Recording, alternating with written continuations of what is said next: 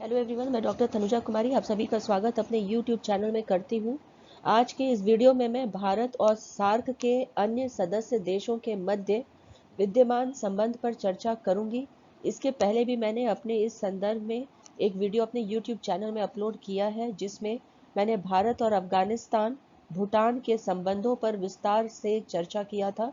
साथ ही साथ मैंने सार्क की स्थापना और उसके उद्देश्य पर भी विस्तार से उस वीडियो में चर्चा किया था। आप सभी से निवेदन है कि अगर आपने मेरे YouTube चैनल को सब्सक्राइब नहीं किया है तो कृपया कर इसे सब्सक्राइब कर लें, जिससे कि भविष्य में मेरे द्वारा अपलोड किए जाने वाले वीडियोस के संबंधित नोटिफिकेशन आपको प्राप्त हो सके। भारत सार्क के सदस्य देशों में एक महत्वपूर्ण स्थान रखता है और भारत का हमेशा यह प्रयास रहा है कि वह सार्क के सदस्य देशों के साथ मधुर संबंध को बनाए रखे, और इसमें उसे पाकिस्तान को छोड़कर लगभग सभी देशों के साथ संबंध को मधुर बनाने में सफलता भी प्राप्त हुई है। आज के इस वीडियो में मैं विस्तार से इस बात पर चर्चा करूंगी कि भारत का सार्क देशों के साथ किस प्रकार का संबंध रहा है। जब हम India's relation with SAARC countries के संदर्भ में बात करते हैं, और यदि यहाँ पे बांग्लादेश के साथ भारत के संबंध के संदर्भ में बात की जाए, तो हम यह देखते हैं कि भारत और बांग्लादेश के मध्य संबंध में 1971 का बांग्लादेश मुक्ति संग्राम एक महत्वपूर्ण स्थान रखता है। बांग्लादेश में अवामी लीग पार्टी शेख हसीना के नेतृत्व में भारत के साथ मधुर संबंध रखने का इच्छुक रहा है। इसके विपरीत हम देखते हैं कि बेगम खालिदा जिया का रुख भारत के प्रति अधिक सकारात्मक नहीं रहा है। 2015 में भारतीय प्रधानमंत्री श्री नरेंद्र मोदी ने बांग्लादेश यात्रा की थी, जिसमें उन्होंने अपनी ढाका यात्रा के दौरान भारत और बांग्लादेश के संबंधों को नया आयाम दिया है। जून 2015 में भारत और बांग्लादेश में भूमि को लेकर समझौता हुआ। इस भूमि समझौते के पृष्ठभूमि में 1974 की सहमति रही है।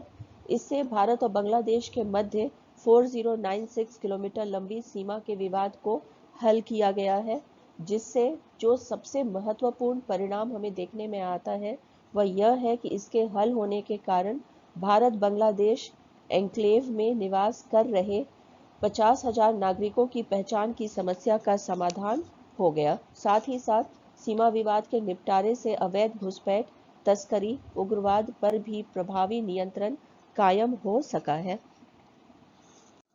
अगर हम वर्तमान संदर्भ में देखें तो हम यह कह सकते हैं कि भारत को बांग्लादेश ने अपने क्षेत्र से मार्ग देने की अनुमति प्रदान की है, जिससे भारत के पूर्वोत्तर और अन्य भागों के मध्य संबंध स्थापित करने की संभावना बढ़ी है। भारत और बांग्लादेश के मध्य तटीय नौवहन समझौता काफी महत्वपूर्ण है, क्योंकि इससे कार्गो परिवहन के लिए समय में महत्वपूर्ण बचत हुई है। भारत और बांग्लादेश के संबंध में चिटगांव तथा मोंगला पतन के प्रयोग के लिए किए गए समझौते का भी महत्वपूर्ण स्थान है। भारत के प्रधानमंत्री श्री नरेंद्र मोदी और बांग्लादेश के प्रधानमंत्री शेख हसीना ने दोनों देशों के संबंध को मजबूत करते हुए पश्चिम बंगाल के सिलीगुड़ी से पार्वतीपुर के लिए Bharat Bangladesh friendship pipeline project भी प्रारंभ किया है। भारत बांग्लादेश के संबंधों में एक नया मोड़ उस समय आया जब अप्रैल 2017 में बांग्लादेश की प्रधानमंत्री शेख हसीना भारतवर्ष की यात्रा पर आई थीं। यात्रा के परिणाम स्वरूप भारत और बांग्लादेश के मध्य परमाणु ऊर्जा, रक्षा, साइबर सुरक्षा और मीडिया जैसे 22 क्षेत्रों में समझौते पर हस्ताक्षर किया गया था।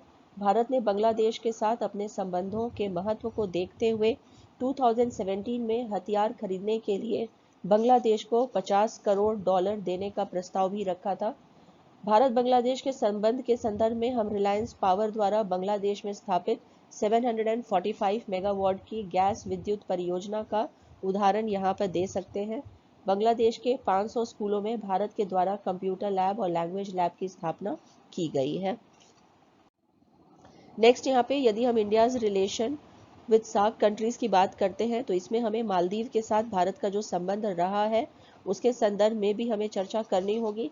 भारत और मालदीव के मध्य महत्वपूर्ण संबंध है। हिंद महासागर में स्थित मालदीव एक छोटा सा द्वीप है।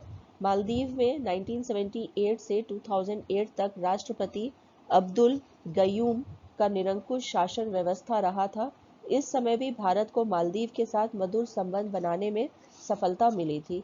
भारत द्वारा 1988 में राष्ट्रपति अब्दुल गयूम की सत्ता को पलटने के लिए जो प्रयास किया गया था उसमें सैन्य हस्तक्षेप किया गया था। जब 2008 में लोकतांत्रिक राष्ट्रपति मोहम्मद नशीद ने मालदीव की सत्ता संभाली तो इस समय भी भारत और मालदीव के मध्य संबंध अच्छे स्तर के रहे थे। 2012-13 में जब मालदीव में गंभीर राजनीतिक संकट उत्पन्न हुआ था तो राष्ट्रपति नशीद को त्याग पत्र देना पड़ा था। 2013 में अब्दुल्ला यामीन ने सत्ता पर अधिकार कर लिया था। जनवरी 2014 में राष्ट्रपति यामीन भारत के यात्रा पर आए थे तो भारत और मालदीव के संबंधों को एक नया आयाम मिला था।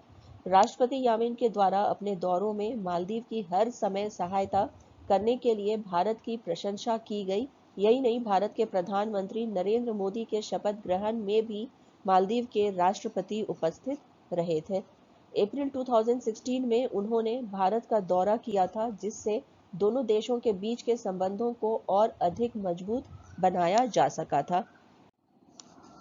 भारत ने राष्ट्रपति इब्राहिम मोहम्मद सोलिह की यात्रा के समय मालदीव जो कर्ज के बोझ में दबा हुआ था को 1.4 अरब डॉलर की वित्तीय मदद देने की घोषणा भी की थी तथा भारत और मालदीव के मध्य सहयोग के लिए 4 MOU पर हस्ताक्षर भी हुए थे। कुल मिलाकर हम कह सकते हैं कि अब्दुल्ला यामीन के राष्ट्रपति बनने के पश्चात 2013 में कुछ समय के लिए भारत और मालदीव के रिश्ते काफी खराब हो गए थे, जिसमें बाद में अपेक्षित सुधार भी आया है। आगे जब हम India's relation with SAARC countries की और अधिक चर्चा करें तो इसमें नेपाल भी आता है। भारत और नेपाल के मध्य संबंधों में 1950 में हुए भारत नेपाल शांति और मित्रता संधि का अत्यधिक महत्व है। इस संधि के अनुसार नेपाली नागरिकों को भारत में भारतीय नागरिकों के समान लाभ और सुविधा प्राप्त होता है। भारत के प्रधानमंत्री श्री नरेंद्र मोदी के द्वारा अगस्त 2014 में नेपाल का दौरा किया गया था और इस समय दोनों देशों के मध्य लंबे अंतराल के बाद भारत नेपाल संयुक्त आयोग की बैठक आयोजित की गई थी। नेपाल के द्वारा भारत के साथ अपने संबंधों को मधुरता देने के लिए प्रधानमंत्री श्री नरेंद्र मोदी को नेपाल की संविधान सभा और विधायी संसद को संबोधित करने का सम्मान भी प्राप्त हुआ था। भारत और नेपाल के मध्य संबंध के दृष्टिकोण से हम नेपाल के प्रधानमंत्री KP शर्मा ओली के भारतीय दौरे और संविधान में संशोधनों की घोषणा का उदाहरण भी यहाँ पे रख सकते हैं, जिसके आलोक में 8 फरवरी 2016 को कई अवरोधों को हटा दिया गया था। 19 फरवरी से 24 फरवरी 2016 को नेपाल के प्रधानमंत्री KP शर्मा ओली भारत के दौरे पर आए थे और भारत के दौरे से लौटने पर उन्होंने काठमांडू में यह कहा था कि नेपाल के नए संविधान के संदर्भ में सुधार का प्रयास किया गया है।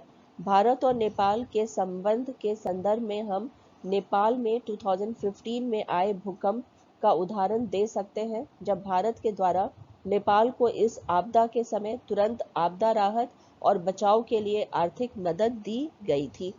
अप्रैल 2018 में नेपाल के प्रधानमंत्री KP शर्मा ओली के दौरे के बाद भारत के प्रधानमंत्री श्री नरेंद्र मोदी ने नेपाल की यात्रा की थी और वहां उन्होंने रामायण सर्किट और जनकपुर अयोध्या बस सर्विस को प्रारंभ किया था, जिसका उद्देश्य भारत और नेपाल के मध्य सांस्कृतिक और धार्मिक रिश्तों को एक नया आयाम प्रदान करना था।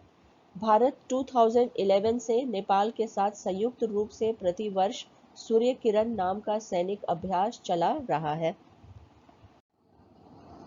नेक्स्ट यहाँ पे यदि हम और अधिक India's relation with SAARC countries के संदर्भ में बात करते हैं तो इसमें कहा जा सकता है कि भारत का संबंध जो पाकिस्तान के साथ रहा था वह विशिष्ट है, क्योंकि इसमें हमें काफी उतार चढ़ाव लगातार देखने को मिलता है। 1947 के विभाजन के बाद से ही भारत और पाकिस्तान के मध्य मधुर संबंध नहीं रहे हैं।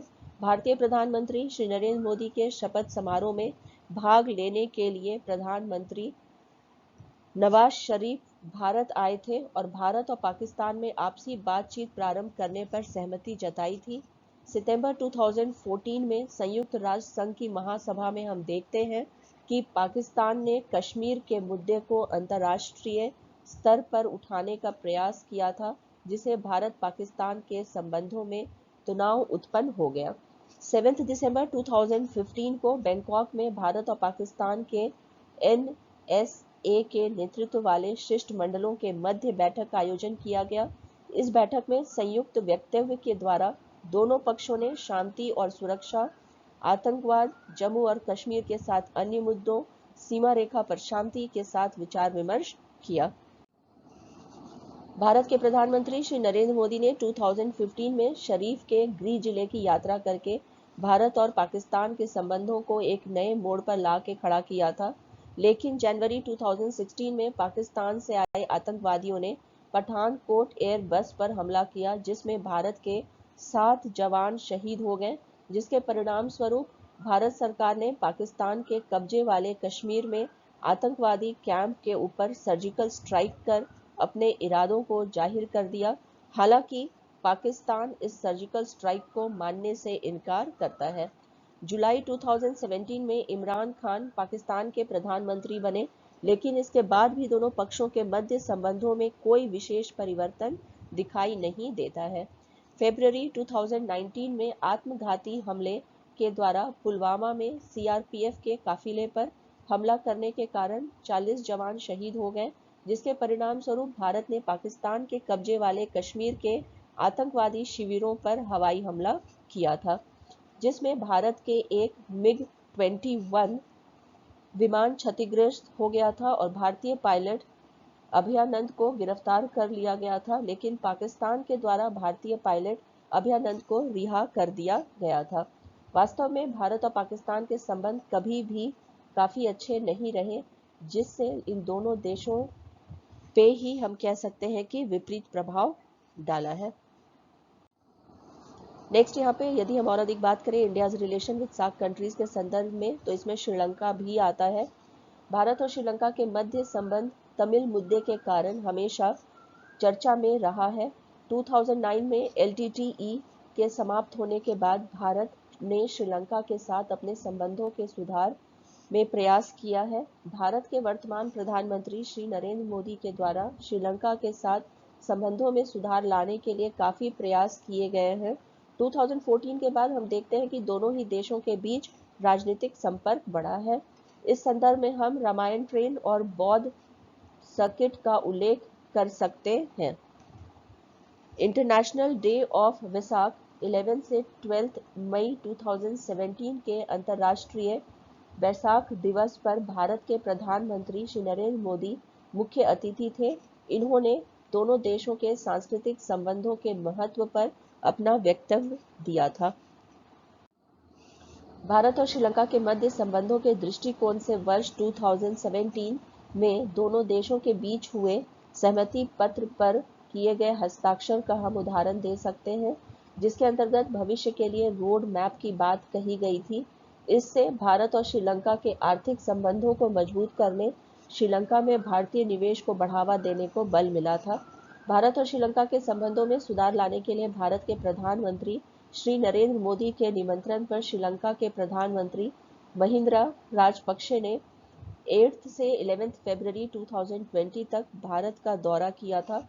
भारत यात्रा के समय श्रीलंका के प्रधानमंत्री महिंद्रा राजपक्षे वाराणसी में काशी विश्वनाथ मंदिर, बिहार के बोधगया स्थित महाबोधि मंदिर और आंध्र प्रदेश में स्थित तिरुपति मंदिर भी गए थे। सच तो यह है कि भारत और श्रीलंका के बीच का संबंध सदियों पुराना है। दोनों ही देशों के मध्य सांस्कृतिक, धार्मिक और आशा संबंधी सहयोग सदियों से रहा है। जब श्रीलंका में गृह युद्ध हुआ था तो भारत ने विद्रोही ताकतों से लड़ने के लिए श्रीलंका सरकार को समर्थन दिया था। भारतीय आवास परियोजना के द्वारा गृह युद्ध से प्रभावित क्षेत्र के लोगों तथा चाय बगान क्षेत्र के श्रमिकों के लिए 50,000 घरों का निर्माण किया जा रहा है। भारत और श्रीलंका के मध्य अच्छे संबंधों की नींव रखने के लिए भारत और श्रीलंका के मध्य संयुक्त सैन्य अभ्यास मित्र शक्ति का आयोजन किया जा रहा है तथा भारत और श्रीलंका के संयुक्त नौसेना अभ्यास सलिनेक्स का भी आयोजन किया जा रहा है। भारत और श्रीलंका के संबंधों के संदर्भ में 41 वर्षों के बाद भारत के चेन्नई शहर से श्रीलंका के जाफना के लिए उड़ान सेवा शुरू किए जाने का उदाहरण भी हम यहाँ पे दे सकते हैं।